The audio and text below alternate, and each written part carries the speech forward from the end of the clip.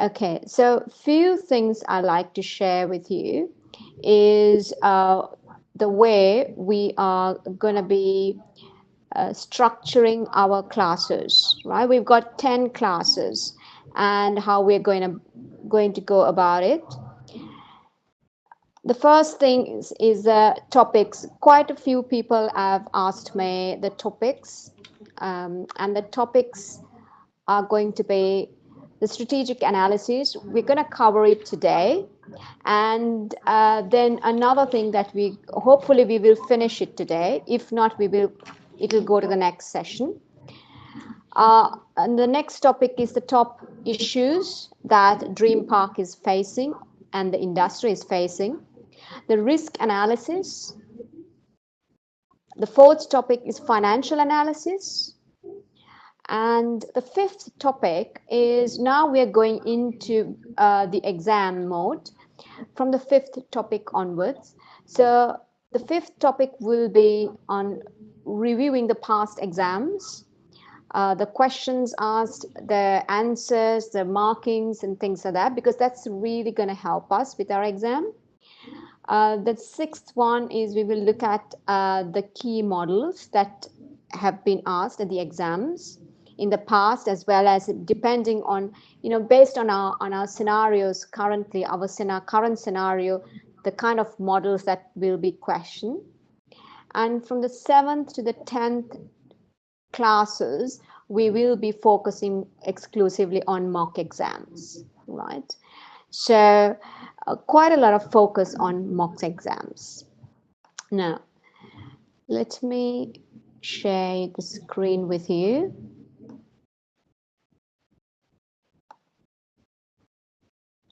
So if there is anything else that you guys would like to cover other than the ones that I've mentioned, please put it on the chat so that I could take it on. All right. So bear with me for a few minutes. Now, what I'm going to do is go out of the screen and then share the screen with you so that you can see exactly what I see. I think we've got quite a few students right now. One second. So we have, I think, most of the students joined us now. Right, so welcome to our first class. And this is going to be really an interesting class because I really love this industry. It's about, going back to childhood. It's kind of using your imagination to the fullest. That's the kind of industry this is. So it has a lot of, ability for you to explore and look at, how to make things interesting for the examiner particularly. And of course, because to make things interesting and apply the case, apply our models, right? So let us now pause for a second, and now I'm going to be sharing the screen with you.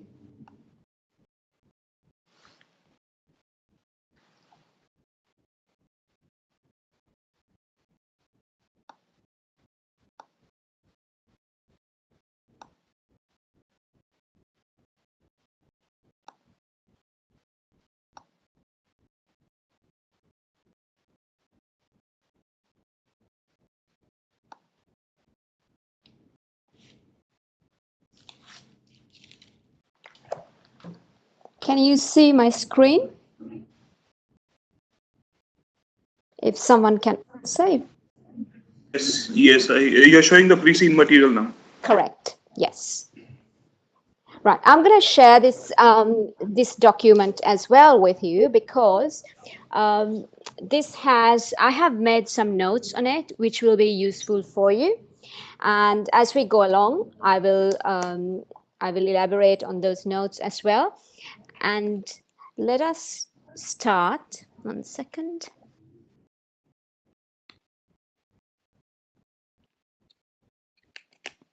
Right. Okay, fine.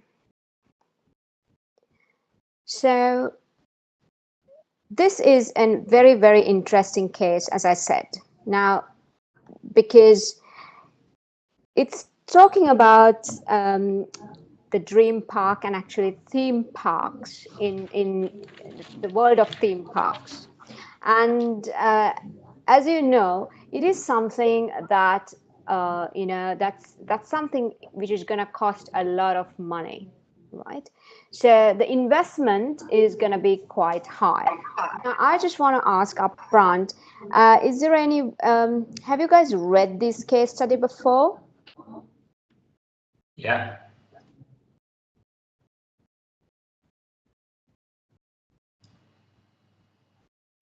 Many times. Guys, you hear me?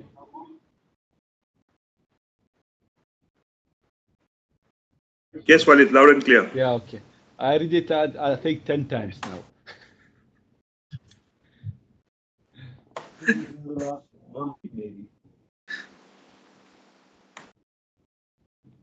I tried one time.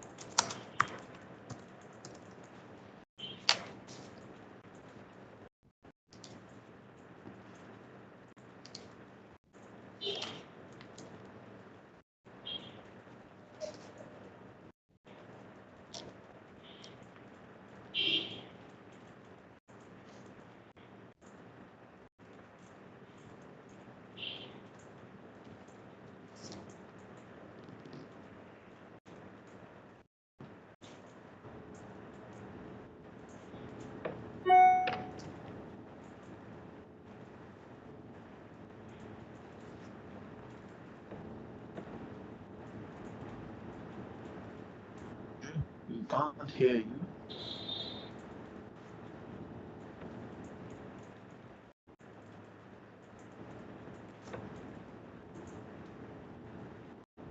Oh, sorry, apologies. Apologies.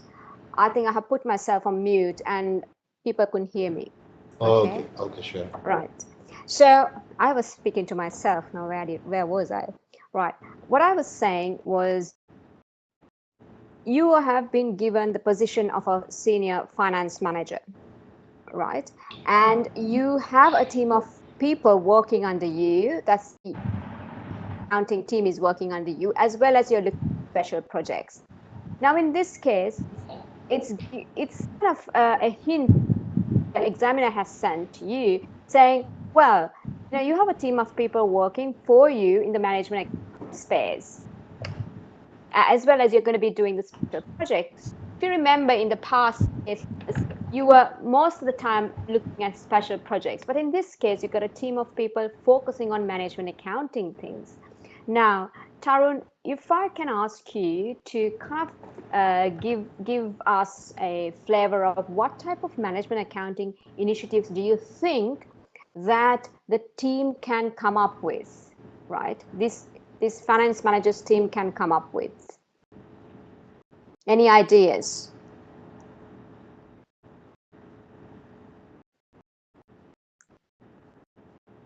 Swati, any ideas?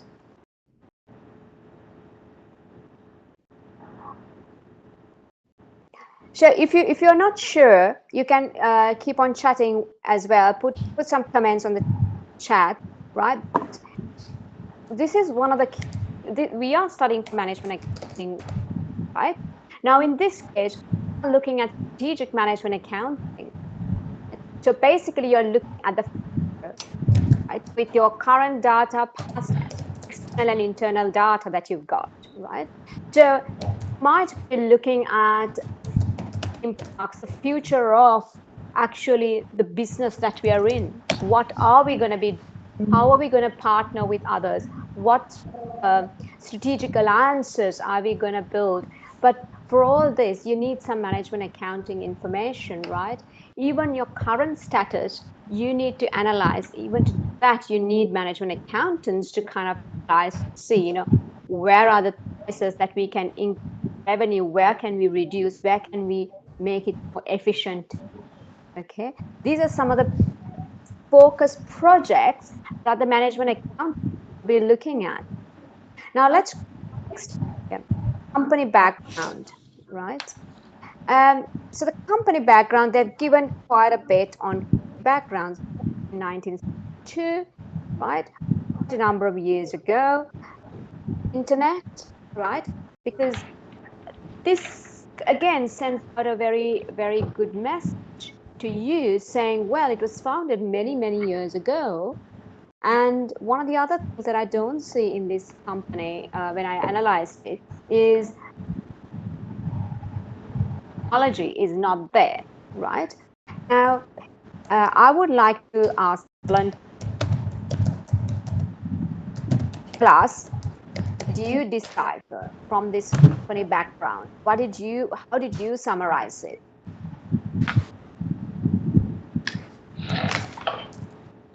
Okay, can you guys hear me? Can you hear me now? Yes, we can hear you. Can you tell me a little bit about the company background actually? How do you summarize it?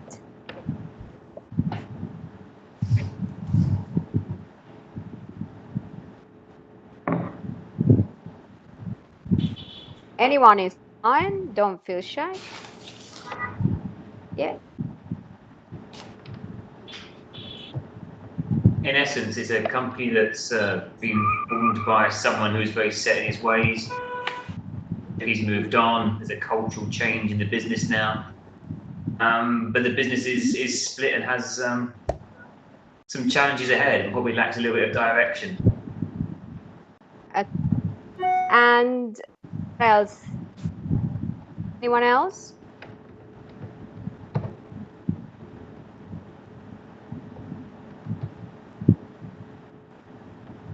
So let me just annotate. Go on.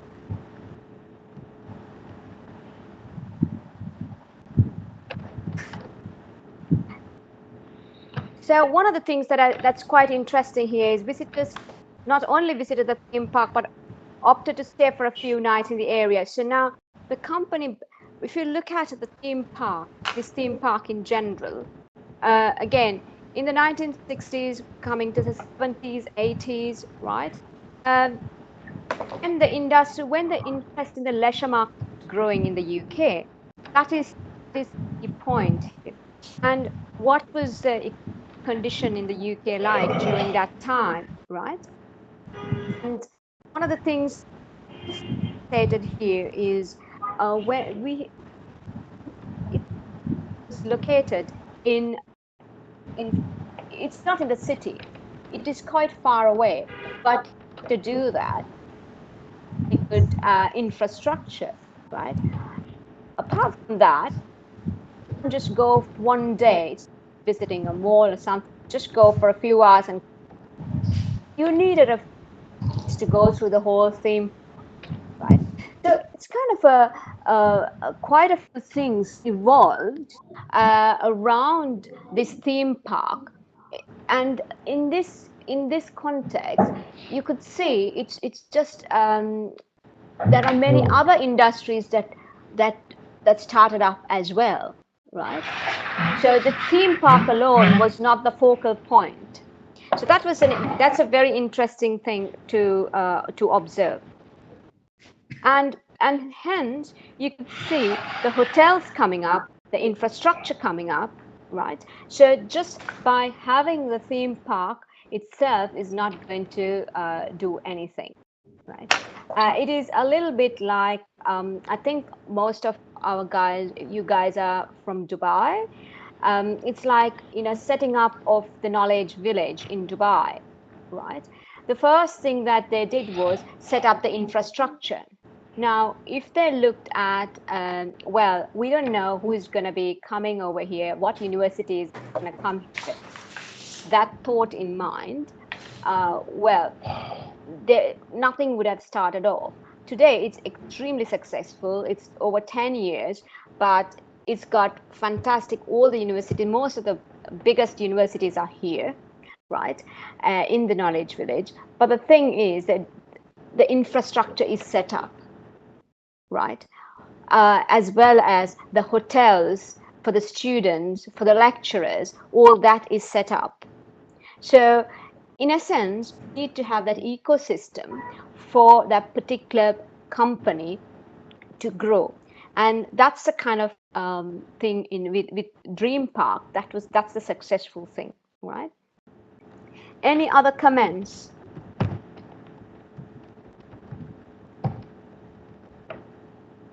So this is another point. Now the company was very, very interested in building. Their only focus was on building the complex, right? Everything else, other things were done by the third parties. So in this context, there's something which is really important here. What is that? This particular point focuses on a very important point. Anyone?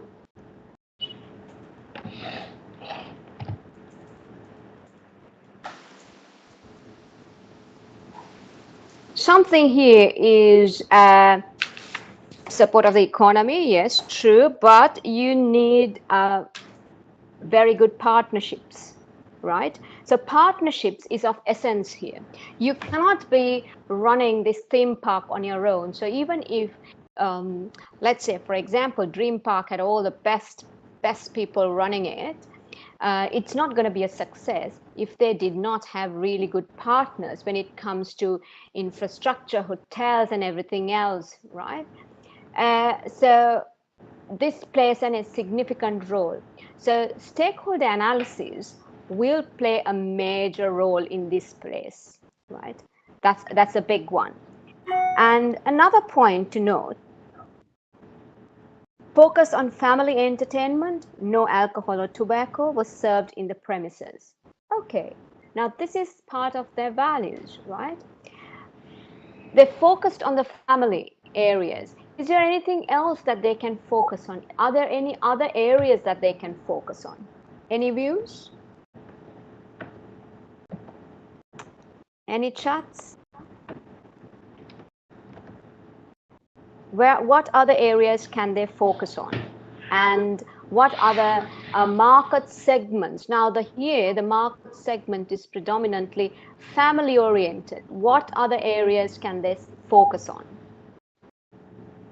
Yes, different age groups, yeah, for sure. But how would you do it? How would you do this? Any idea?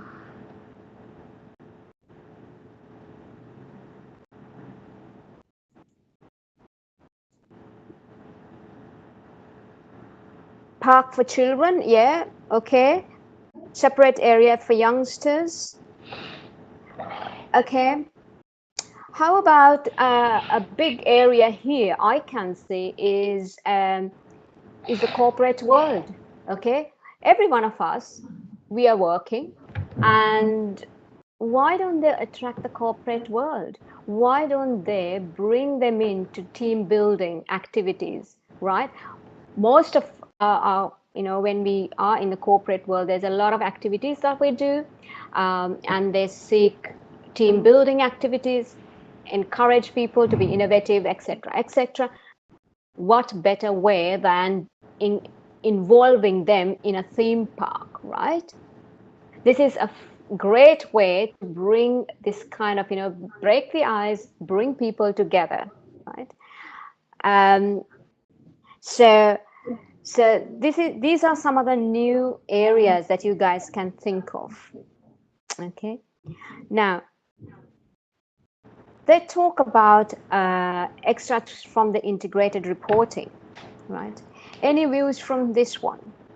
So I know people said they have read 10 times this case study. So you should be able to tell us any views.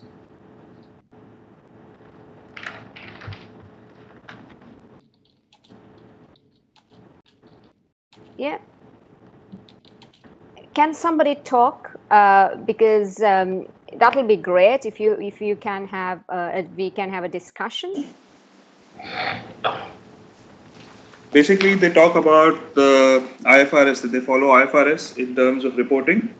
Yeah. And they're trying to tell us that they have a very strong corporate governance and leadership and transparency and stuff like that, the normal jazz. But whether they really have it or not, I think further down in the case study, it comes out very evidently. Right. Visibility of how the group creates sustainable value for the communities it serves. That's interesting, right? How do they really create this value? How do they do it? What are the measures? One thing, what you said is quite right. One thing is to say it, but then you need to actually execute it, measure it, and see the impact of it, right? So that's very important. Then we talk about the 3 different parks, right? So by now, you should be really immersed in this dream park. You should be knowing this case back to front. You should understand it so well, and you should say, yeah, this is the kind of place I'm working in. I have worked here for the last 10 years or so, so I know this place really well. Okay, because when you're asked questions, it should not be kind of a surprise to you. Oh, what is this industry? That question should never ever arise when you are at the exam, right? You should know your industry very well. You should know your case study very well, right? So they have Dream Forest, Dream Blast, and the Dream Depth. Now, Dream Forest basically kids, right? But the Dream Blast is more young adults and the thrill seekers, so to speak. And then you look at the Dream Depth, which is more into aquatic, as well as you've got the dolphins and things like that. Now, and this is going to create the most of the controversy, right? Why is this? Yes, Saman. What is the reason? Now, dream depth, right? It's going to create a lot of controversy. How do you think we can get out of this situation? What do you think? How are we going to manage this? Any ideas?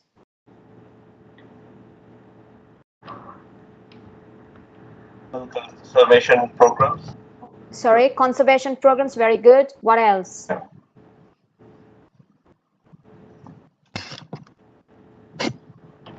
And can you give me another company that does something very similar? Completely different industry. Another company that gets into all kinds of hot waters, and then they also do a lot of sponsor a lot of activities.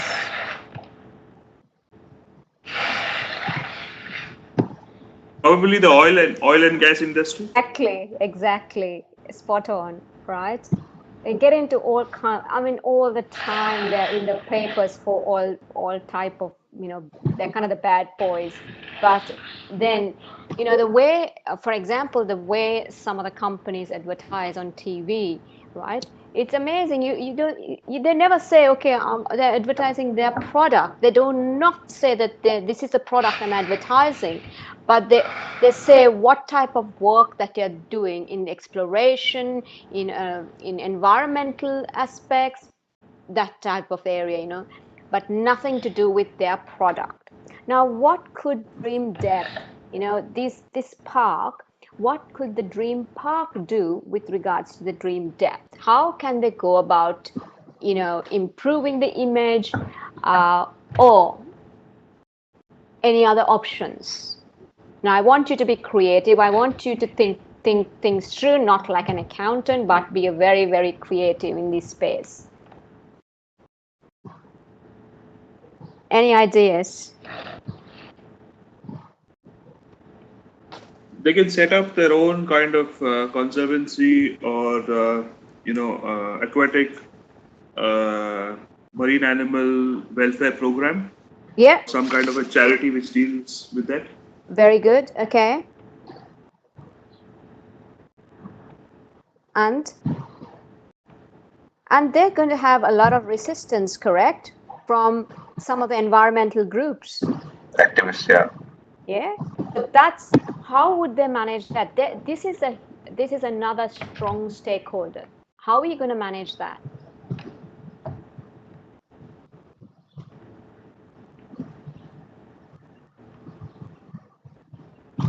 Any ideas? Apart from getting the main activist into the board and paying him a handsome sum. There goes your ethics. I think you can look at it both ways. You can look at it as an ethical question. At the same time, you can look at it from a governance point of view, where you have somebody who will take care of the environmental side of the business to ensure that the company walks the straight and narrow. Very good. Yes, because well, what is the best way of kind of managing this kind of opposition, right? Bring that party into your camp and get his advice, his or her advice, right? That's a fantastic way of doing things, because actually, if the company is very sincere, is very looking at, well, I want to do things to change. Maybe in the 1960s when I started off, this was fine. Using the animals and everything else was fine. But as we went along, it's the same thing like the oil industry, right? In the oil industry, if you look at the fatality rates in the past, even as in the 1990s, right, it was really, really high. Okay, but then there was so much focus put on it, and there were so many groups that fought and got these big giant companies to adhere to certain things, that things improved. Yeah. So what happened in the 1960s, 70s, 80s is a different world altogether. But now things have changed, evolved. So then you may think of actually maybe even moving out of this area. Maybe it's giving you a massive income now, right? In certain aspects. But you need to always look at ahead of the curve, right? You can't say, well, this is a kind of, I got great income, I had everything from this particular product, but very soon you may not get it because people may say, no, I don't want to use it. They may boycott this kind of product, right? So you need to be quite cognizant of it and then move forward thinking, well, what am I going to be doing? How am I going to change this? Yes, this product has been with us for a long time, but how are we going to move forward? That's another question for you. Now, then it says they have pioneered the theme park concepts, right? Anything here that you can actually in this particular page that you think is of importance?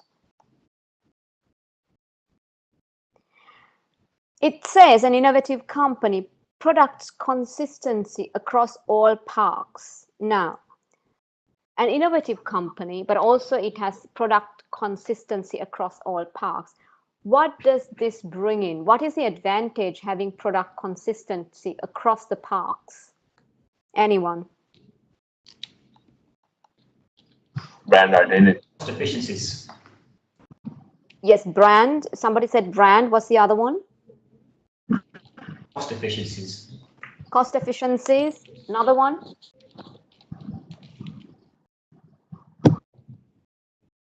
So cost efficiencies, let me go into cost efficiencies and ask the question, so what do you mean by cost efficiencies? How do you bring about cost efficiencies?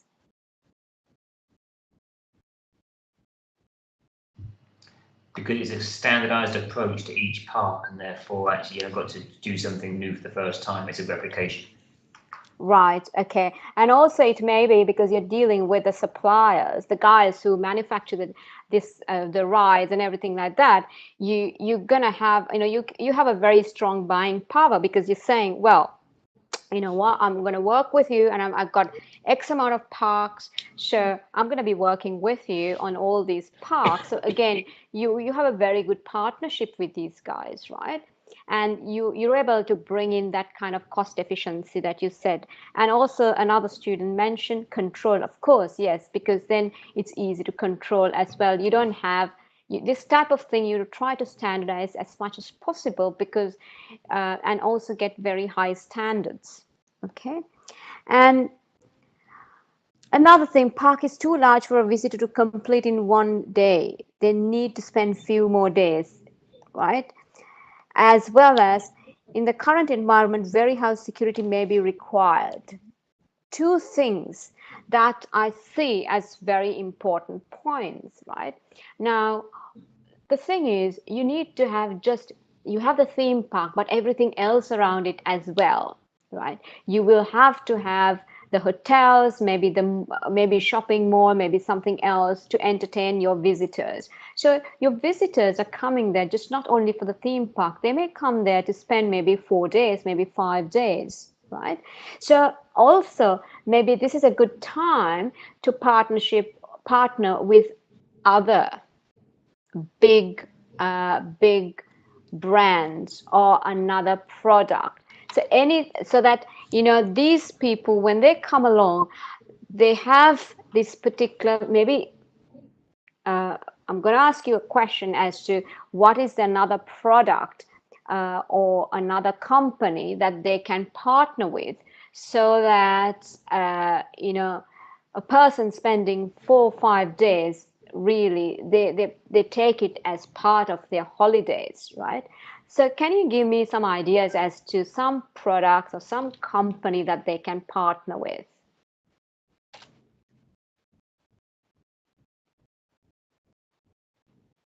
Probably some kind of a travel agency where Yes. an integrated kind of a package is offered to them. Exactly, correct.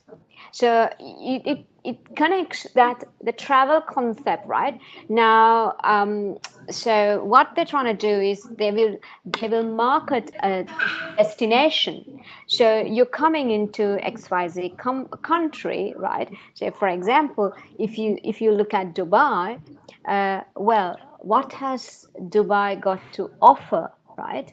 If you look at 40 years ago, what was it and what is it now, right? It is a massive hub, a transit hub where people want to spend a few days.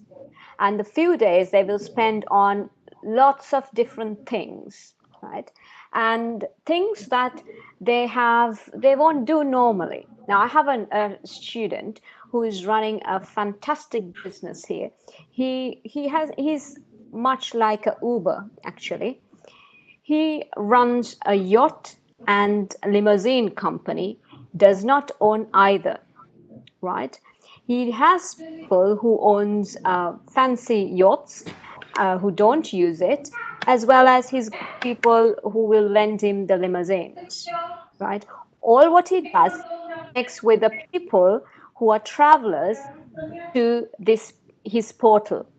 That's all he does, right? He runs a brilliant company. He makes a lot of money. And this is, again, a very interesting idea where you just don't focus only on your product, also link it with other complementary products, right? Any other particular product? I know somebody said a spa. Anything else? How about Global Village? Yeah, Global Village. Yeah. Okay. Anybody else?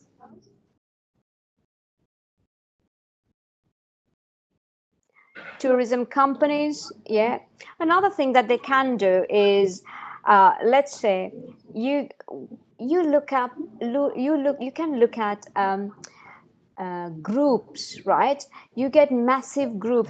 Again, you look at beyond your industry, right, to see what are the other groups. You see somewhat like the Harley Davidson, right? The Harley Davidson, that group, the motorbike group, is huge. It's across the world, right? Again, they can partner with them to bring in a lot of people. Again, they can spend. You look at the type of people who owns Harley Davidson, age group of between like 35 to in the 50s, right? They have high disposable income, these people, and they would like to go on different trips, right? And then they can come in here. So this is the kind of thing that they can promote as well, right? Now, then I have Consider adding Cineplex as well. The people are coming for entertainment. yes, This is always a good idea. yeah. And if you're adding a cinema, right? Now you should look at a bit more than a cinema. A cinema where, another, like the virtual reality, okay, you bring in that angle into it, because here again I'm bringing in technology, the latest technologies. Okay. Now, I have said in the current environment, the security can be of utmost importance. Why am I saying that? Because we need to manage a big crowd. Now you've got a huge public, a huge number of people here, a lot of public, right? And there is the exposure is quite high. Okay, so in this context, you got to be quite careful. Health, safety, environment, right? The safety aspect is taken care of clearly. Guys, can you mute your mic? Some of the people, there's a background noise, so it'll be good if you can mute it. The importance is when it comes to security, it is really important, because not only you will not wait till something happens, right? You need to kind of think, what is the business continuity plan here? Again, a high probable question, asking, what is the business continuity plan here, right? How are we going to manage it? What are the steps? What are the processes? Again, ethics involved in a question like this. Ethics will play a huge role. Negotiation will play a huge role as well. People management skills. Okay, so you need to focus quite a bit in this area, and imagine what is the kind of business continuity plan that you will do. We will come, when it comes to our mock exams, we will look into something, a question in this. Now, good infrastructure, support from government and local authority. This is something that they've got already. Now, they will have to have this kind of support when they go overseas, because it's not possible that they can manage something like this, a theme park, without the government support, authority support, right? Now, if you're going into Far East, which they are, this will play a huge role. Okay. Again, what are some of the models, or what are some of the things that you will be focusing on here? Now I'm looking at it from from the CIMA models, what they have given, and I'm looking at that and saying, what are some of the models that I will be using here? Any answers?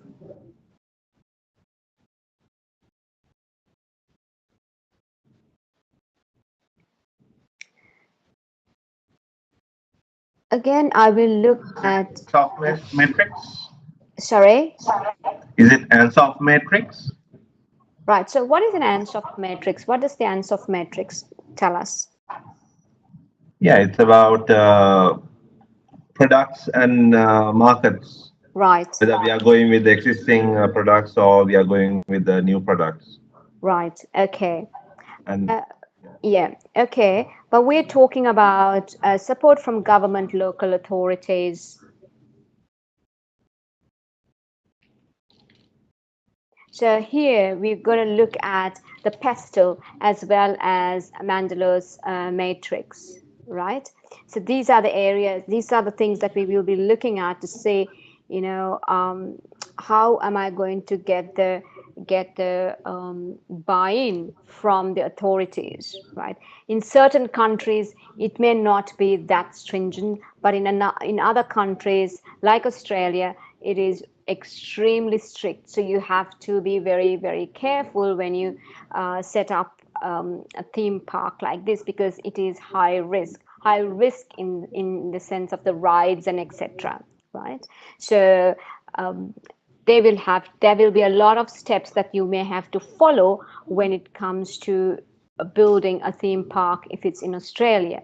But if it's if they're building in a developing country, or in certain countries where the rules are not that strict, it's a different story. However, there is an ethical dilemma there.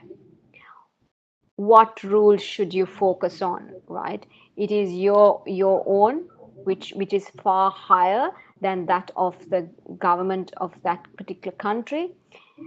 That's what you should be doing, right? Because you will your rules, your policies, your values are far higher than that of that particular country, and you will follow that, and that's where that ethical thing will come through, right? Any questions so far?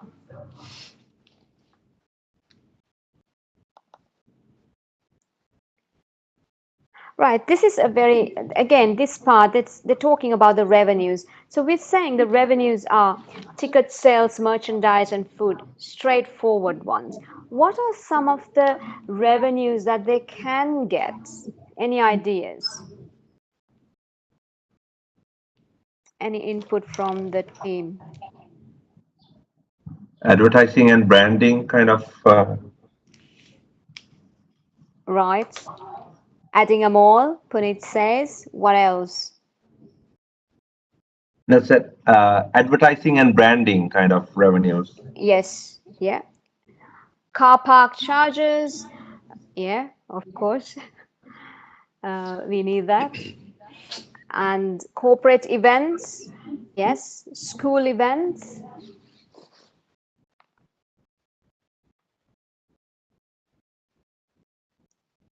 Anything else? Concerts. Correct. Right. So what you're looking at, pop concerts, regular. So again, you're looking at bringing people to, having ongoing events taking place. Right. Another thing that we need to be cognizant of is the weather. Now, theme parks it's weather dependent as well. So how are we going to manage that? Okay. So we have to look at outsourcing space. Yes, correct. Because, well, you have the space and you can ask others to come in and actually use your space, right? Whether it's artists, again, you're building a community, or bring in the stars, or whether you bring in the budding music stars. Okay. Another thing that you can look at is look at beyond the space. What about, again, looking at going into the IT world, right? Because remember, you've got a huge number of people who are coming into your theme park. So you have the ability to use a lot of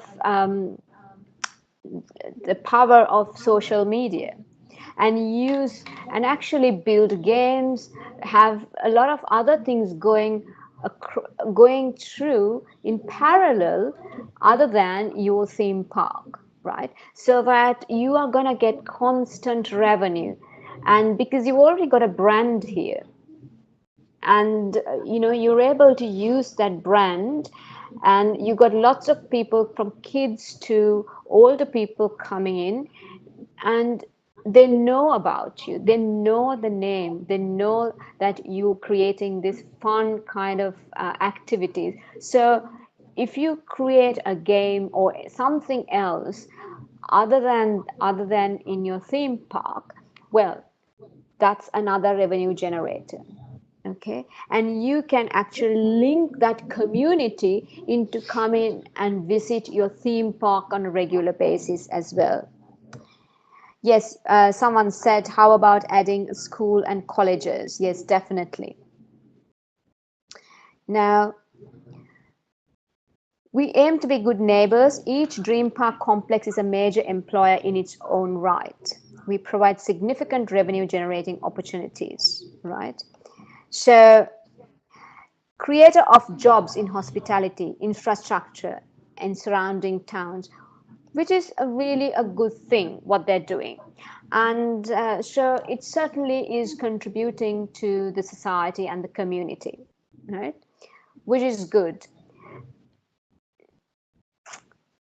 Now, the chairman's statement says something, right? Any views from the team about the chairman's statement before I go here? Any input from anyone there?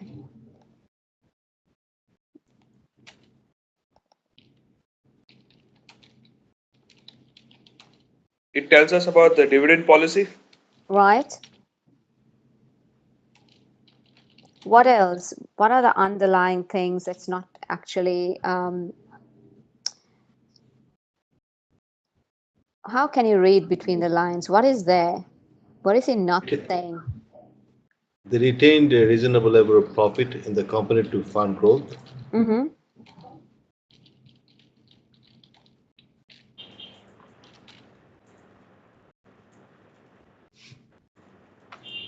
So they also mention about the committees that they've got, right?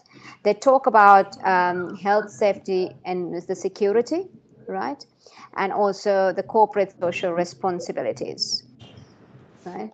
So they do quite a bit on corporate social responsibility, so they say. And then it continues to say the theme park complex development, right? Good weather has helped, so therefore it's weather dependent. And also the concept of, you having to constantly change the type of rides. That's another thing that's there, that you need to invest in this, right? And the strategic direction, where are they heading towards? What is the strategic direction? Anybody?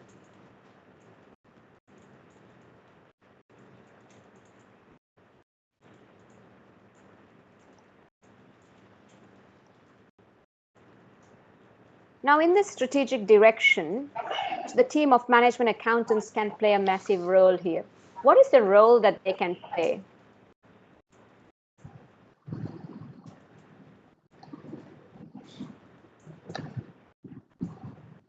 What is the role that your management accounting team can play in this strategic direction, giving input to the strategic direction? Expansion plan. Okay. What else? City utilization. Yes. So someone is saying innovative strategies, sustainable growth. Explain what you mean by innovative strategies. What would your team provide you? What type of innovative strategies? How are they coming up with these innovative strategies? One thing, guys, you need to remember when you state comments like this, like for example, if you're running out of time or you just things are in your mind, you just say sustainable growth, innovative strategies. You need to explain to the examiner, because examiner will ask the same question. So what are you talking about? What innovative strategies? So how are they going to do it? Can you please elaborate?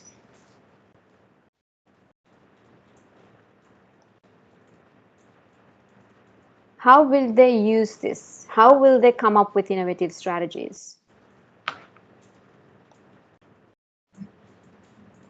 And there is a clue here, actually. by monitoring customer data and Correct. Correct. Right? You got huge amount of data here. Whether you're capturing it or not is a different story, right? There again, we've got a question on big data, right? So you got millions of people coming in and out of the this particular park, and you've got, whether you're capturing the data is another story, that like I said, and you need to understand, well, who likes these rides, right? And has there been repetitive, they want to go on these rides constantly, right? The popularity of the rides, okay? And also look at not only your rides that you've got, but also across the industry, what's going on. Because if you actually focus only on your industry, what's going to happen? Even if you're extremely successful, what is going to happen? You, in a few years, you will definitely go down, right? Because you've been isolated. You're kind of under the rock. You're not actually looking at your competitors, looking not only competitors beyond your industry, right? Looking at what's going on, what's happening, right? It's something like Uber, something like Airbnb, something like Netflix, okay? And Blockbuster. I mean, Blockbuster was a huge company, dominated in that space. And then just, they were so complacent that they didn't see what was happening. It's the same concept like Kodak, right? And you look at iPhone and the Nokia or the BlackBerry, right? These are same things where you see industry giants who just disappeared after a while, mainly because being complacent. Having the data and being on top of it is not sufficient. You need to look at beyond your industry, see what's going on from a trends perspective. Right. So this is what your management accountants need to come up with. They need to be innovative. Correct. I agree with you. And looking at, somebody's saying analyzing master data, predicting trends, of course, right? This is really, really important. Okay. Dream Park people, our people are the heart of our organization. We believe our people make the complex, the success that they are. Say that. Why is that? And they have focused a lot on employee satisfaction training, strategy, and everything like that. Why? I think the customer experience. Yeah, go on. Customer experience begins when they meet the first employee, when they get off the bus or wherever. So it's very important for the staff or the employee to be able to interact and give the right kind of vibe to the customers. Correct. Can you give me an example where you have experienced a negative experience and a positive? And a negative and a positive one, if you can give me.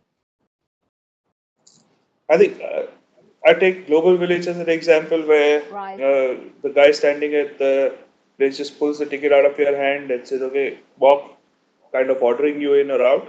Right. And oppose that, look at it. If I go to Wild Wadi, where you have somebody who smiles at you and says, "Please come in. Here's your band, and this is a map of the place," and whatever else. Right.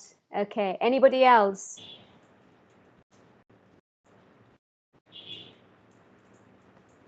Right. I give you an example that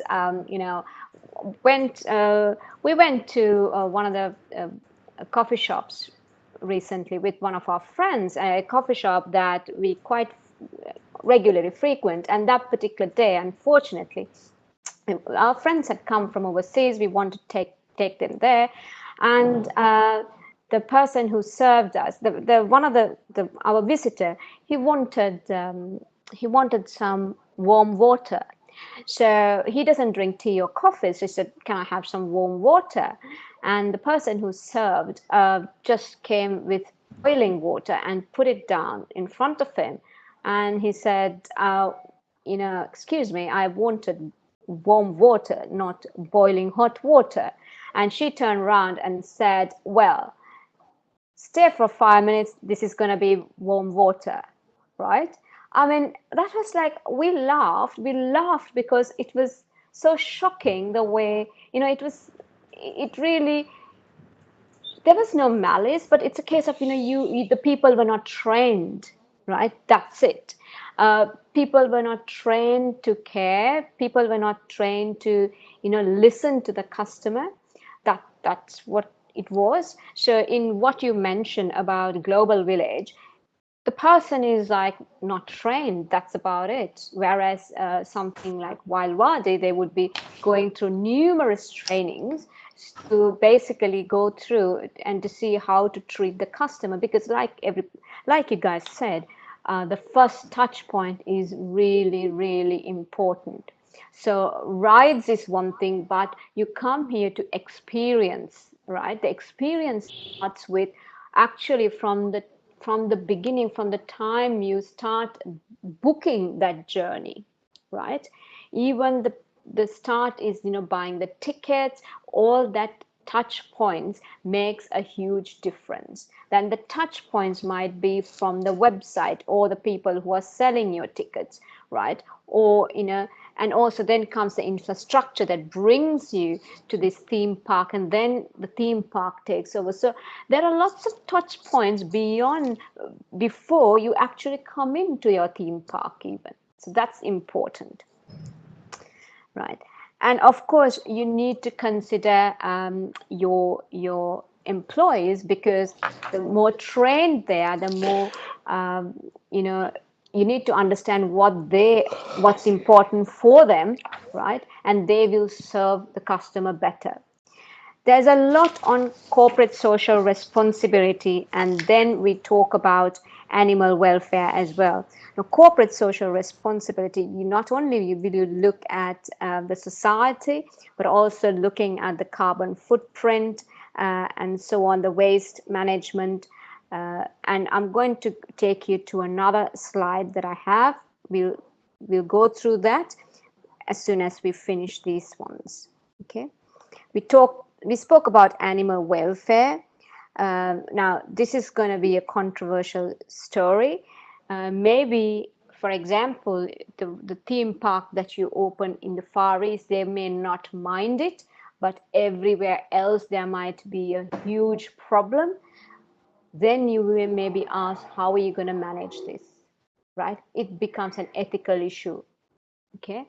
How are you going to manage this? Because the whole of US, Europe may not want, they might be up in arms against you as a company having these animals and working with these animals, but the country that you're going to go into, they may not care, right?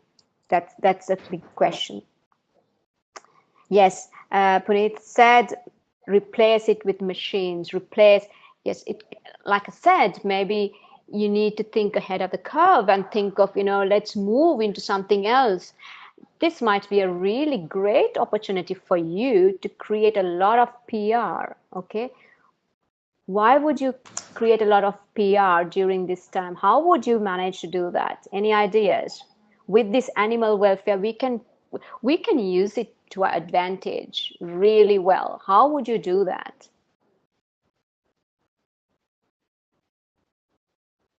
Any ideas?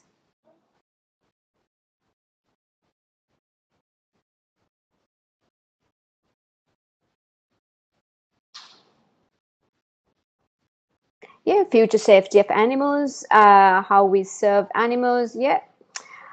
Support endangered species and adapt, correct. So we may also actually gradually try to move away from this product and then create a big PR event out of it, okay?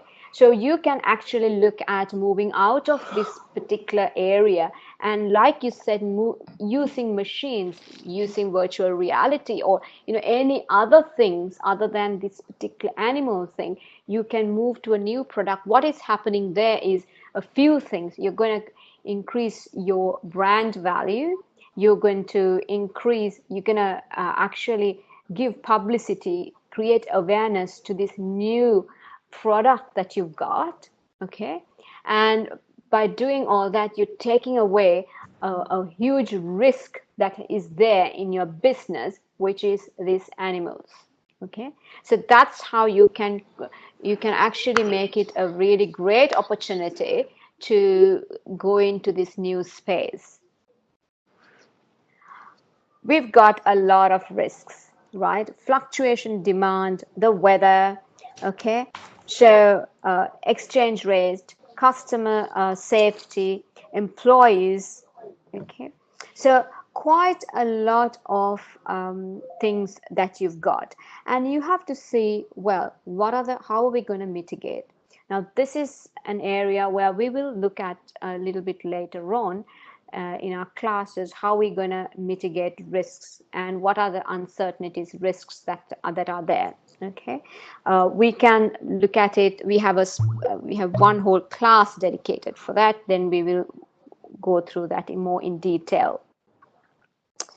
Then we've got board of directors. I'm not going into much detail in this now because it's quite straightforward, because I need to go through another area with you, and that area is the governance part of it. Okay, we've got quite a number of non-executive directors with quite a different expertise, okay, which is good for corporate governance. What can you say about their org structure? Any views about their org structure?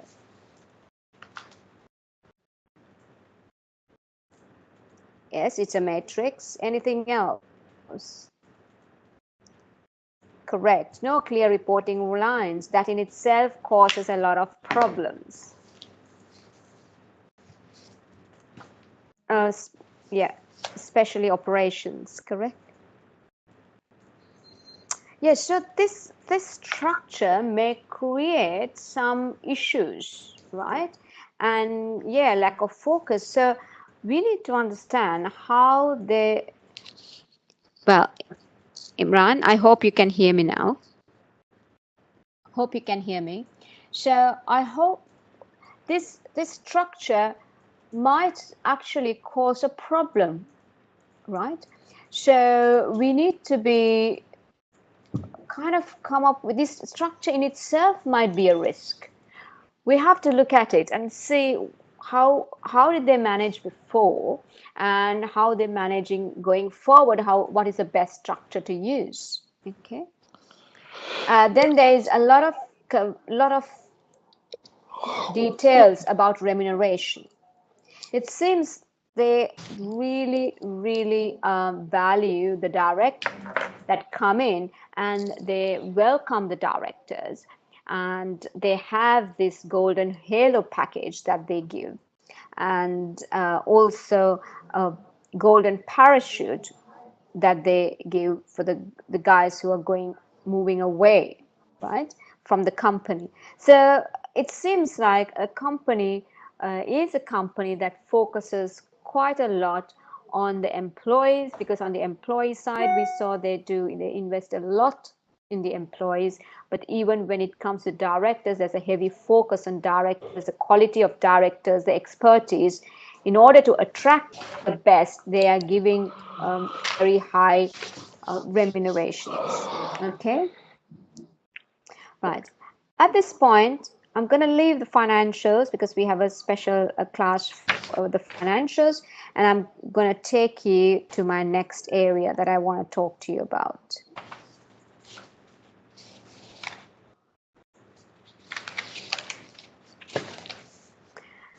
Right.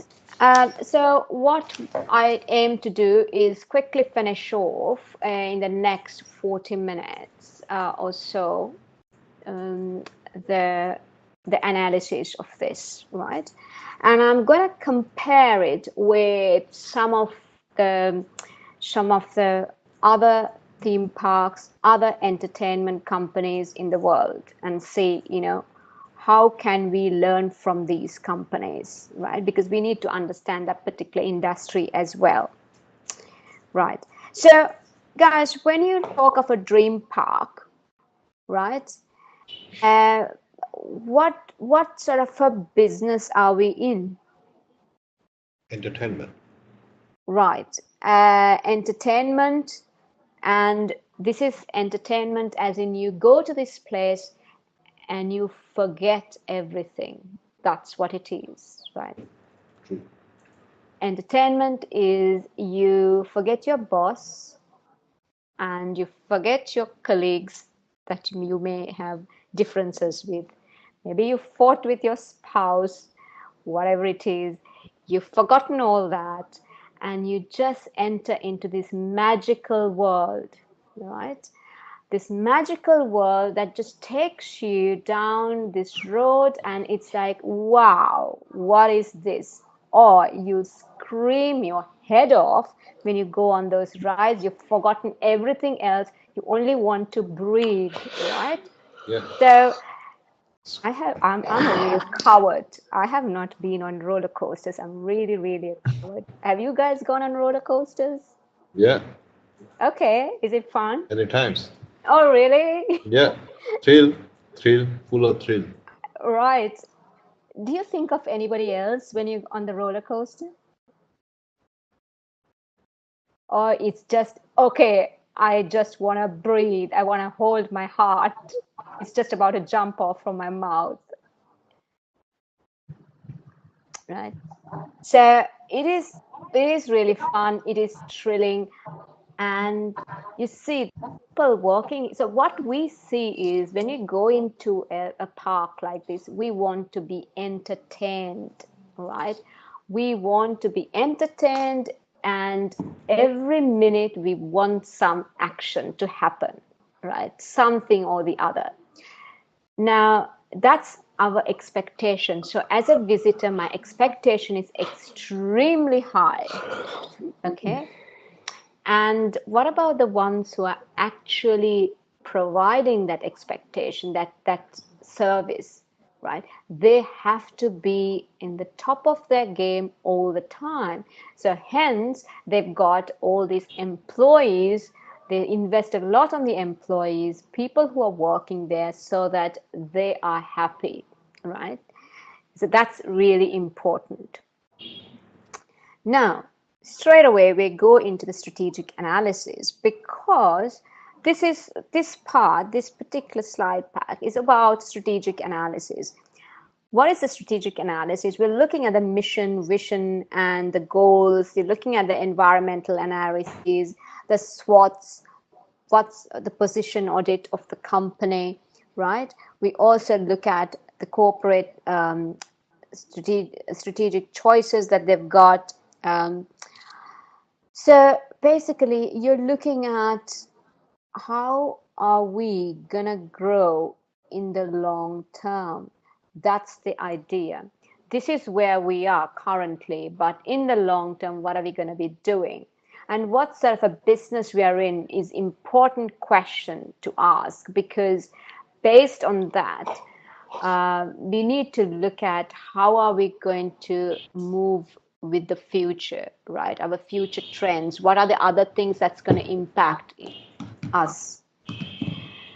So I looked at Cirque du Soleil. Has anybody seen Cirque du Soleil?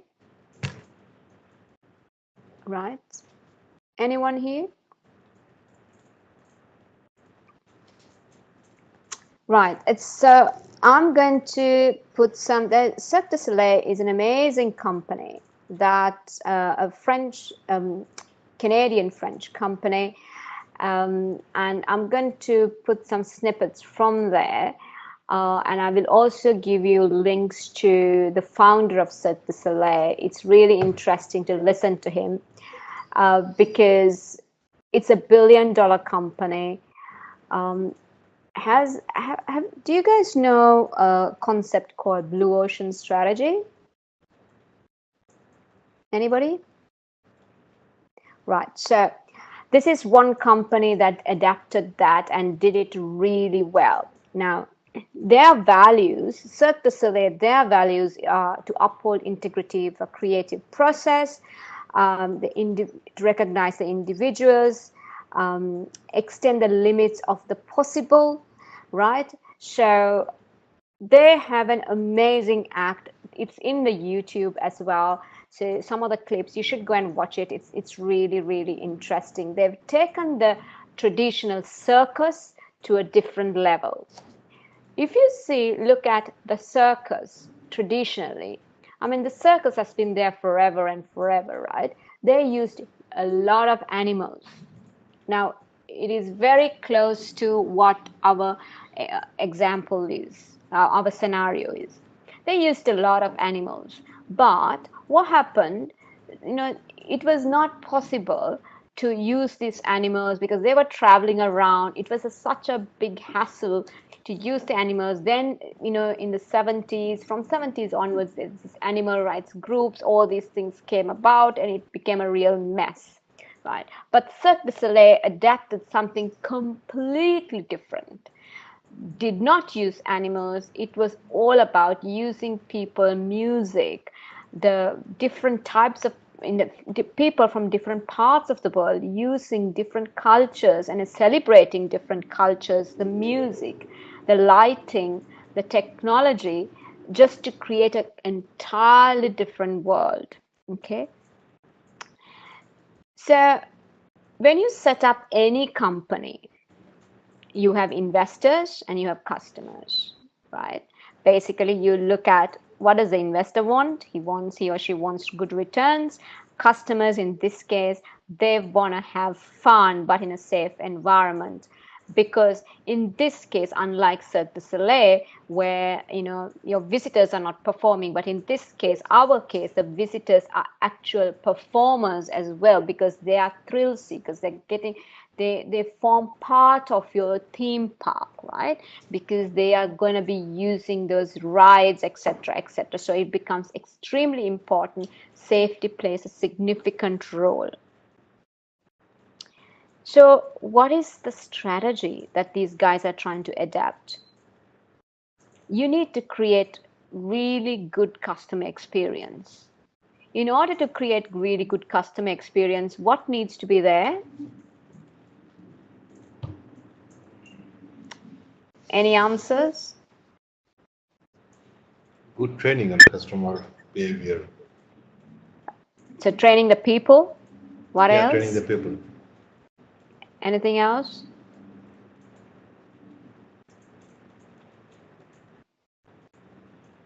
The rides, right? You need to have, you need to be creative. You need to, I mean, you don't want to go every time and kind of have the same rides. People are quite fickle. They want to see difference. They want to see changes. Okay, so what they want is different rides all the time. Okay, so rides is important. There's another very important thing that is there. What else?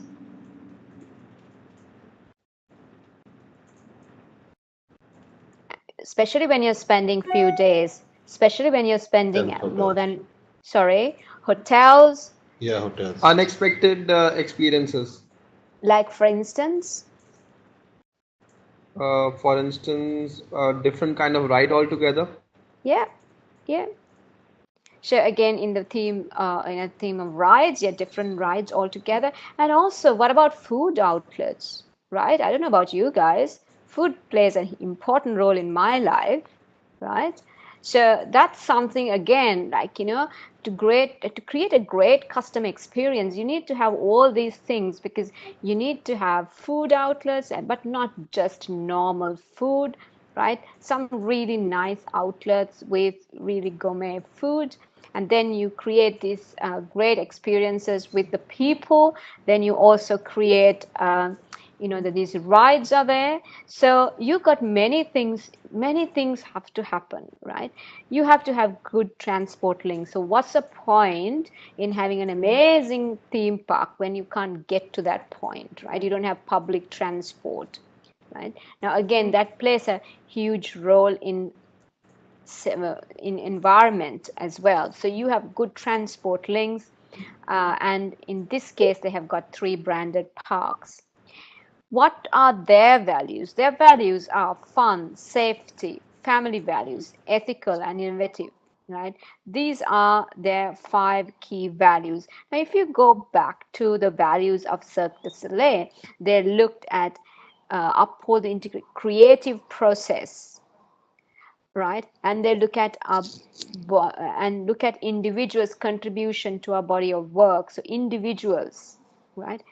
And extending the possibility, right? They look at cultural diversity, right? And encourage and promote the potential of youth. Okay, so you can see very different kinds of values, but also because when you look at Cirque du Soleil, you will see that it reflects their values, right? Their acts. Now, if you look at the policies, what are the policies? They have staff code of conduct, health and safety, customer service. Okay. Now, this becomes again quite important because this will drive the governance of the company. Okay, the governance of the company is driven by your policies. Okay, balance scorecard. In this one, it will be very interesting to see the balance scorecard, and you will have a lot of opportunity to use the balance scorecard as well. Because especially we talk about innovation and learning, right? Customer perspective. So what the balance scorecard is talking about is saying, well, if you have these 3 quadrants working for you, right?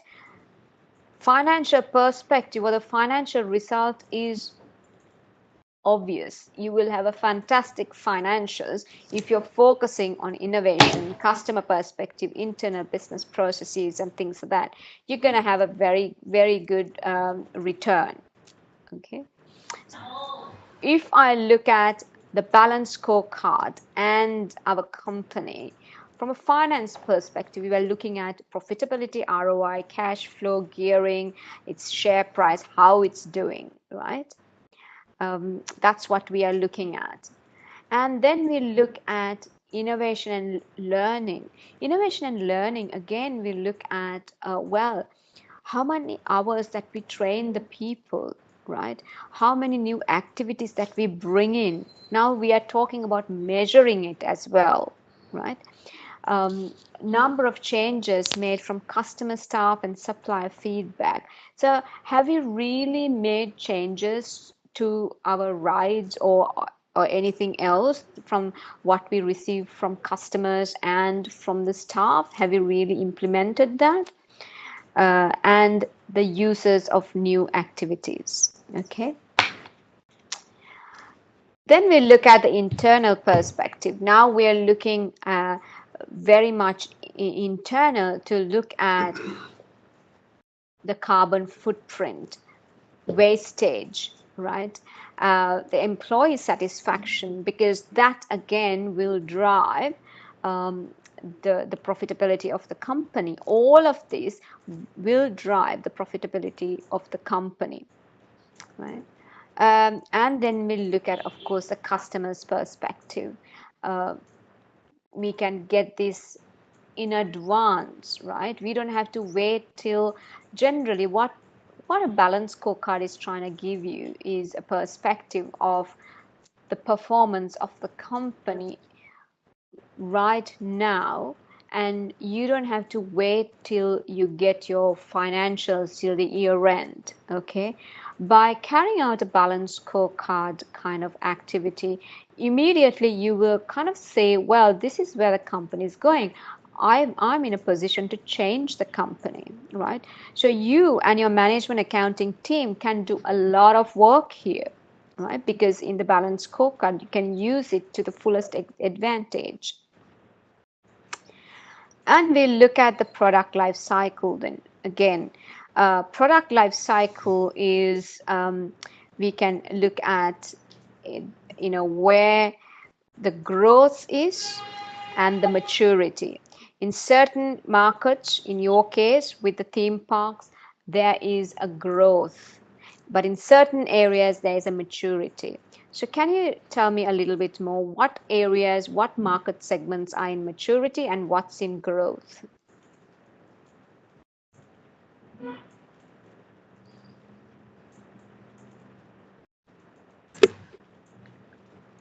Any idea? Probably we could consider the machines into the growth part and animals in the other part. Right. And what I said was certain segments of the market. You're in different markets, right? In different countries. Yeah. What is in the growth and what is in maturity?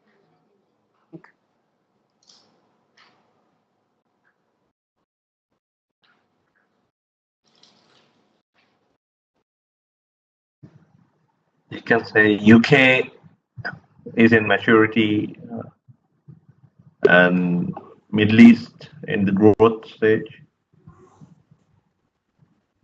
Okay, anyone else?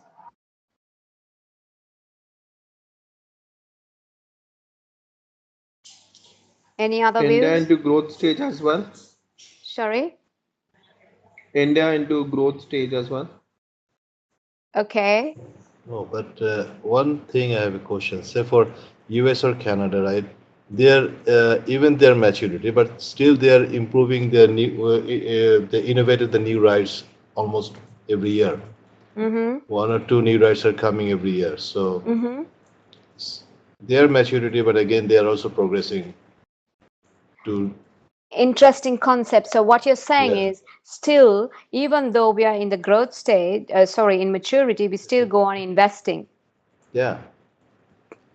right? Any other ideas?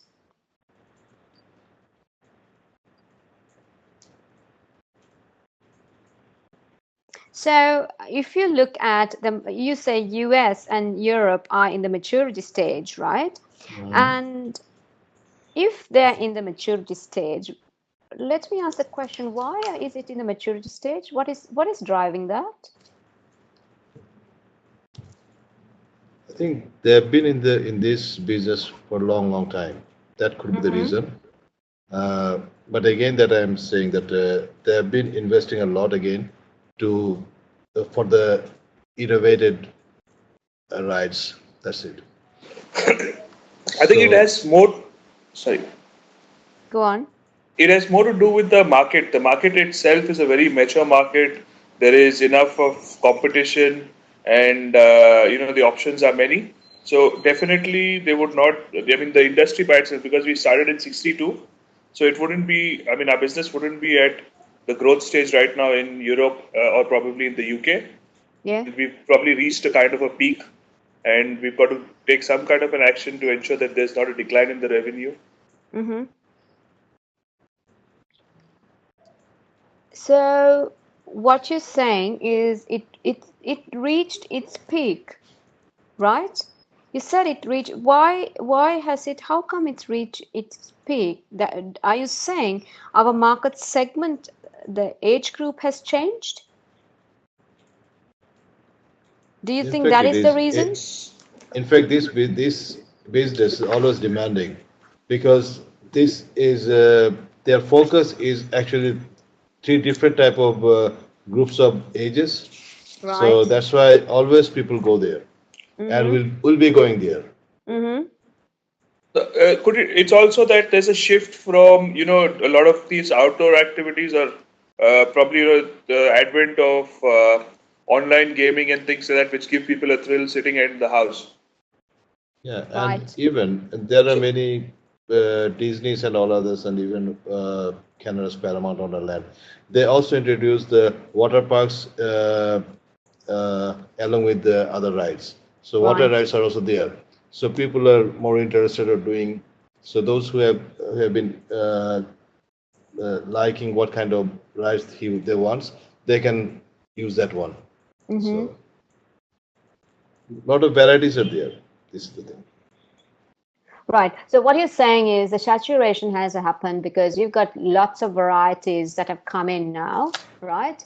Yeah. Also, you would see a shift in the age because you would see most of the European market, it's more you see more people are over the age of, let's say, 50 plus than the younger generation, right? That could also contribute. And so then the question is, even though we say we are innovative, have we actually kept up with that innovation, right? Have we kept up with, for me, the question is, have we really kept up with this gaming culture that's happened, right? Because we can't say, well, I'm going to all the time have 3 parks. That's all I'm going to have, without seeing what's going around in the environment, right? So the environment, as if, like you rightly said, it's changed considerably, right? From what it was 10, 15 years ago to now, let alone 1960 to now, right? So really, there has to be a lot of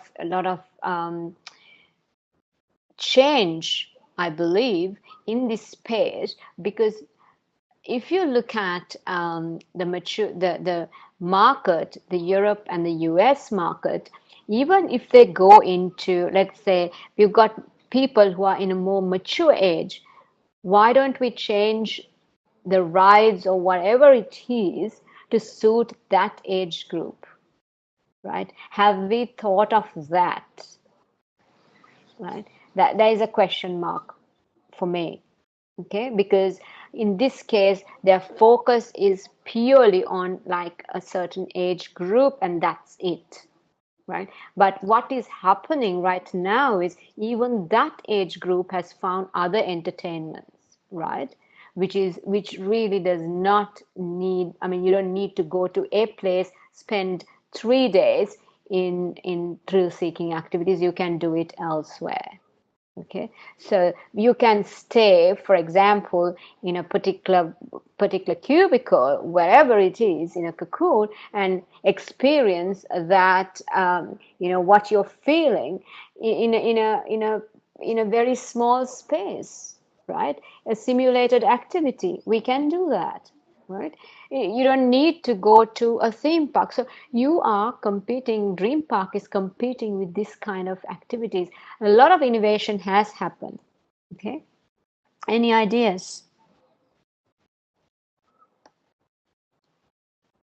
So we were at product life cycle. Now we go into corporate governance, right? Now this is quite important for you guys, because however, with Dream Parks, what they have stated, it looks like they've got good corporate governance. Why do I say that they've got good corporate governance? If you look at then non-executive directors, they've got huge number of non-executive directors, right?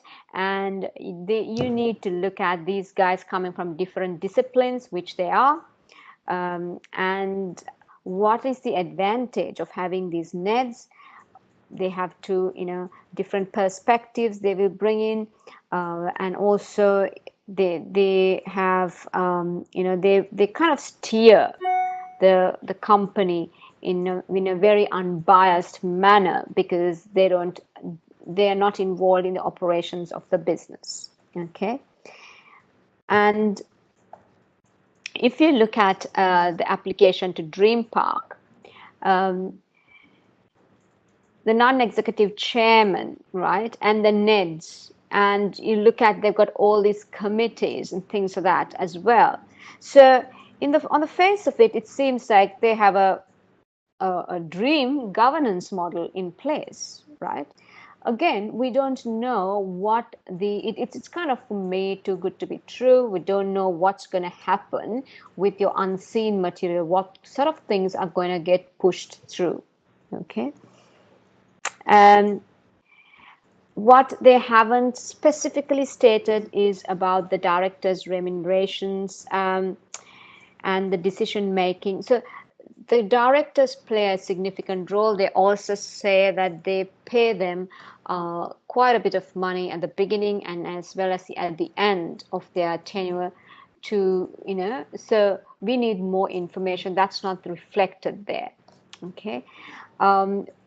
Financial reporting, the controls, They need to focus on that. It's not there. We didn't see it. Not to say that it will not come in your unseen area, right?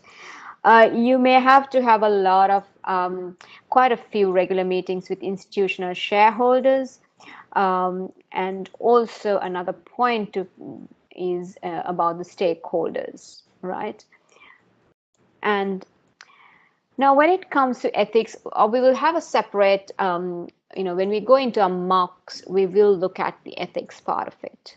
Now, ethics, when it comes to you answering any question, you have to look at the question in, what are the ethical and what are the HSA, health safety, environmental safety, sustainability issues, if there is any. You need to look at these things immediately and see, have you got this type of things in this particular question, right? Now, you need to check all your facts. You need to ask yourself, is it ethical? Is it legal, right? Well, what is a possible course of action that you can, and then sorry, before that, you have to look at, what are the things that's, what are the fundamental principles that it's affecting, right? This issue. What and who are these affected parties? Possible courses of action, right? And look at then we need to seek professional or legal advice. So there is a structure that you have to go through, in a question like this.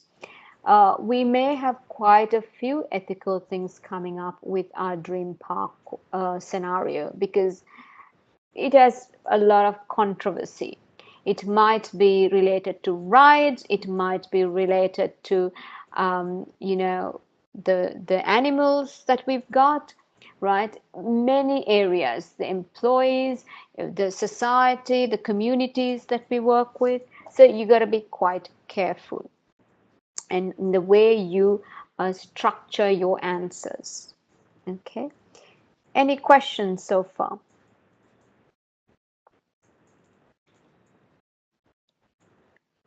Right. So ethics and corporate social responsibility, I just mentioned this, right? So I just want to ask you a question. So from an environment point of view, what are some of the ethical CSR issues that you think are there in this case study?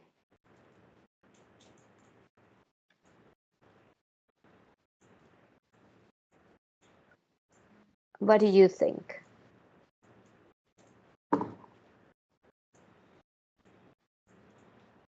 Well,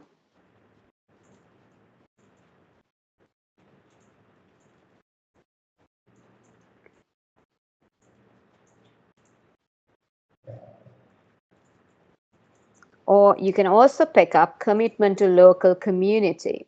What are ethics and CSR issues that can be in this scenario?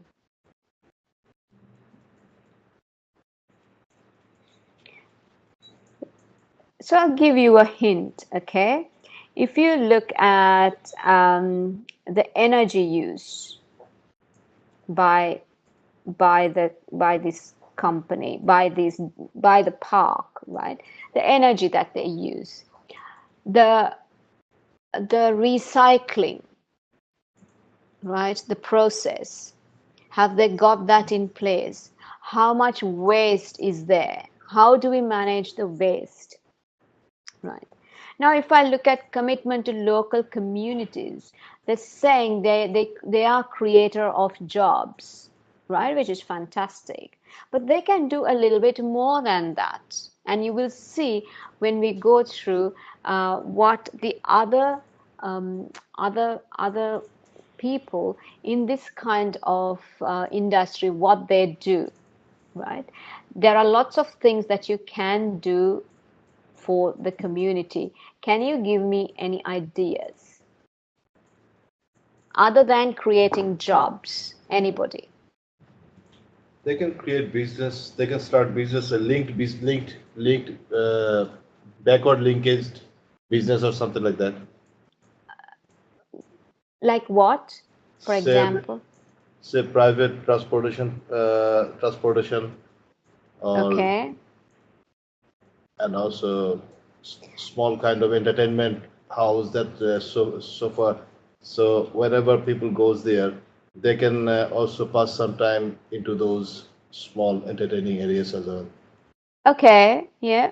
Okay, that is you bring in the like the small SMEs into your fold. Yeah. Yeah. Okay. Anything else? Infrastructure. Yeah. And investment in infrastructure in terms of having better roads, access. Right. What you mentioned is public-private partnership, PPP, right? That's a very good initiative because you, as a public-private company, come in with the government to work on this PPP initiatives, which is important, right? So both of you contribute in this space.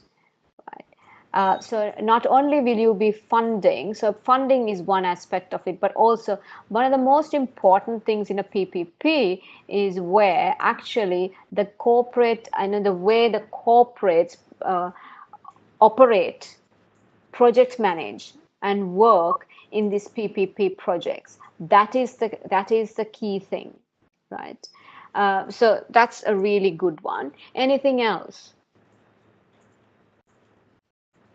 Anything else with the type of work that we are doing? So what is the type of work that we do? And another one thing, they can also build a hospital nearby. Mm-hmm. So any sort of injuries or anything happens to the local community as well as the people, those who come to the park, they can get Yeah. the quick health and safety health service. Right. Yeah, I mean that is given. You have to have the doctors, Yeah, doctors and also for sure. yeah, and With all also that kind of full rides budget going through, you hospital. might get a heart attack, right? Who knows what happens, Yeah, so right? nearby hospital will help them. Correct. Correct. Anybody else? And just think, what sort of business are we in? We are in entertainment. What sort of Entertainment, work right? that we are doing? What sort of a work that would these guys be doing? Service. Service. But tell me, sort of, it's a very creative thing, right? Yeah, There might be a lot of creative things that they will be working on, correct? yeah. So what about, Insurance to the insurance to the customers. yeah, yeah, insurance, yeah, Yeah. that's one thing is they will get you to sign before you go on these rides, they'll get you to sign a piece of paper, right, which says kind of, well, we are not responsible. So that's one of the key things. But they can Yeah. sell the insurance. That's another one. Okay, No, another but form of making money. but most of the hard rides they actually wrote, they put a notice board over there, ages, something limits, and also the if they have something hard issues Yeah, or they should not ride correct. go with this ride. So Yeah, they are actually declaring by notice. correct. But one of the other things that they can do is actually involving youth, youth who are, without jobs or homeless or, people like that, involve them, the street kids, involve them in their activities or create things, right, for them separately because you as Dream Park have got a lot of resources, right? So you got a massive amount of resources. Now I'm not talking about money, but I'm talking about the type of talent that you've got. So what you can do is be very creative in bringing this youth into the mainstream. How do you bring them in, right? So that could be another one that you can focus on.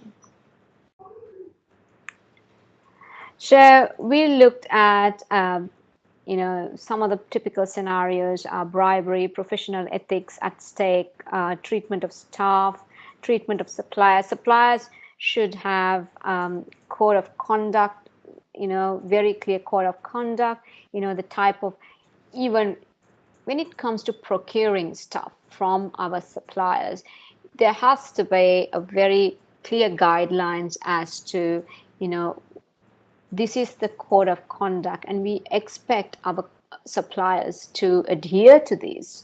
And then it will link into many areas like, sustainability, the labor, etc., etc.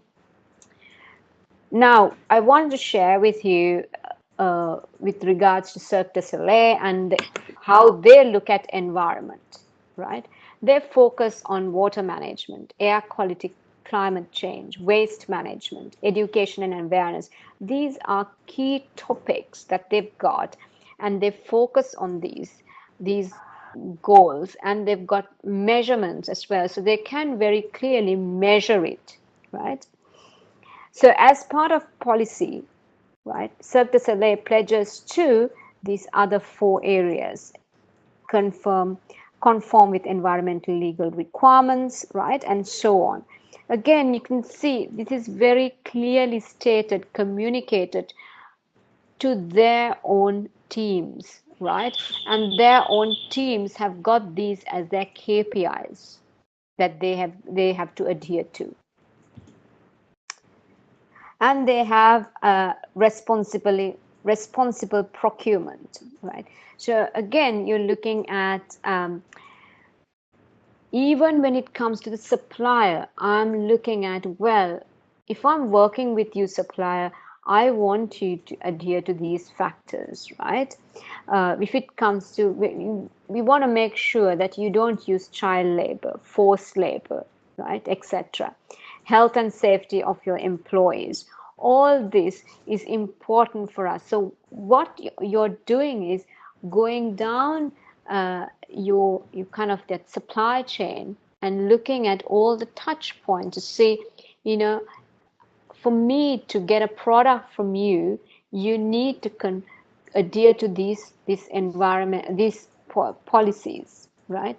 So by doing so, again, we form that ecosystem of people doing good rather than exploit. I don't care how you get something done, but I want it at this low price. So gone are the days of, we have these big guys really controlling, big companies really controlling and pushing the supplier, to its maximum and saying, well, you really need to give it to me at, X amount at a very, very low price.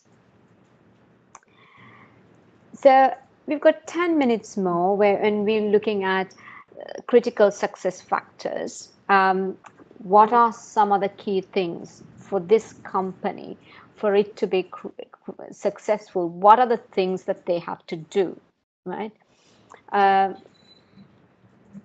Of course, innovation will play a huge role, okay? Tell me how they can build a brand, okay, other than the brand. I mean, they have been there from 1962. What are the ways can they build their brand? Any ideas? Providing a complete end-to-end solution, like on their web portal itself, they can probably book an online ticket, then arrange a transportation or a car towards a theme park, hotel stay. So basically, they are doing anything and everything of the entire process which a customer goes through when he decides to travel to their particular country. Right, right. Any other ideas? Good one.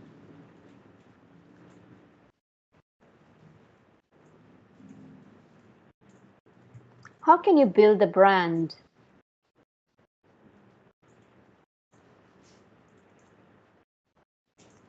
And what is a brand in the first instance?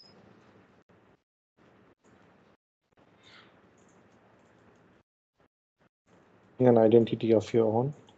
Correct. It's an identity, isn't it? It's a living, breathing thing, and you need to maintain it. If you Yeah. say, you know, different cars, if you say, well, I own a Rolls Royce or I own a Nissan, just, you know, both are cars, but really immediately that there's a brand there, and based on the brand, the owner, you can immediately kind of put an image to that owner, right, of the vehicles. So it is an extension. The branding is a massive industry, and it is a big thing, because you can bring a you know, the brand value of a company can deteriorate or it can soar, right? In our case with Dream Park, for it to have you know, for their brand to come down, what are the things that can make its brand just become nothing, actually go to zero on Accelerate. minus? Yeah, exactly. Right? So we are under constant threat of this thing happening, or, you know, we need to be aware of it. We need to have a lot of plans in place to ensure that, you know, something like this does not happen. But even if it does, how are we going to manage Manage. it? Right? Yeah, go on. Somebody wants to say something? Well, being the best theme park across the world, if from a child perspective, like normally parents would like to go where their child suggests, Right. or we can think about same goes for the young crowd as well. Yeah. Yeah. So focus on the brand, and see how companies build brands, because this is an important point for you. Um, then we look at innovation. We mentioned the innovation. Now, how would you create this innovation in the company? How do you bring about innovation? What tactics Rewarding would you do? rewarding creativity, Okay. What else? customer feedback, Okay. Customer feedback. What else? Let's say, for example, if a family is coming and probably if the couple want to spend separate time, probably we could have the option of a babysitter for their child, a separate division altogether where only children have separate place for enjoyment, and probably couples have separate place for enjoyment.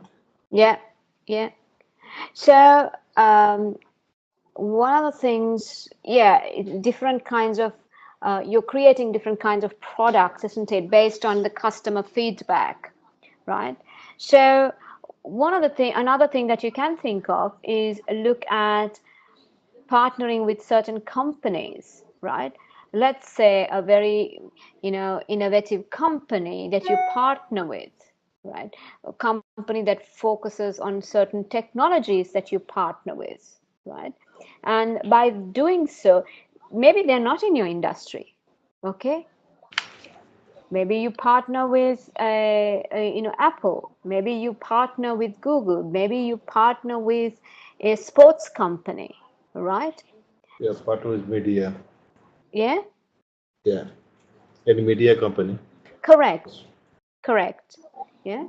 So by doing so, you suddenly have, you know, you have gone beyond your industry, but you are gonna really get some great ideas and work with these companies in how to synergize and come together and build something new, right? So that's about. The multi-sports stadium linked Mm-hmm, to the theme park, where different sports are ongoing 24/7. mm-hmm. So probably people could come there to watch cricket, Yeah, and after the game is over, they can go to the theme park and vice versa. correct, correct. That's right. And So, yeah, go on. and innovation can be in terms of synergies as well, right? Yeah, elaborate, if you can elaborate on that. Like we can integrate with the suppliers and try to see that certain part of our process are innovative as well when providing the complete service. Correct. Yeah, yeah. So it's not only just our product itself, but looking at the other areas as well. Yeah. Complete chain, yeah. Correct. Yeah. How can we innovate? How can we look at different ways of doing things? Any examples that come to your mind? We can tie up with some research and development firms and see, like, I don't know whether you have research and development firms associated with entertainment industry. Yeah. Say over here they have been attached with MIMC, right? A Japanese company. They actually work for their innovative rights and all Okay. this. Yeah. Yeah. All right. So let us go to the next one. Okay, I'm gonna stop here because there's quite a few slides after this. Because after this, it's about Cirque du Soleil. This is on one of the projects that they're doing, right? One Drop and Cirque du Soleil, how they build this kind of community initiative, right? Completely different to their product, right? Their product or service. This is again something we can focus on. It's important that companies give back and link with initiatives that is very important to society. So what I'm going to do is stop here. But having said that, guys, I would like to get your feedback if you can put it in your chat in the chat and say, especially people said, well, I've read this case study many a time, and have you found anything new now that we've gone through this study? That's important for me to understand. And also what I'm going to do is I'll have a Dropbox, right? And I will include all this material in the Dropbox, and I will give you guys the links. And another thing that I will be asking you guys to do towards the end of our classes, maybe after the 5th or 6th, is I'll start giving you the mock exams, certain questions. I would like you guys to do your answers, write your answers, and put it in the Dropbox as well. I'll create certain folders so that it's easy for us to read. Okay? Any questions? So tomorrow, what we're going to do is the remaining of this, and then look into the top 10 issues. Okay. All right. Thank you very Okay. much. Yeah. Thank you very much. Thank you, Anju. Thank you. Good night. Thank you. Good night. Good night.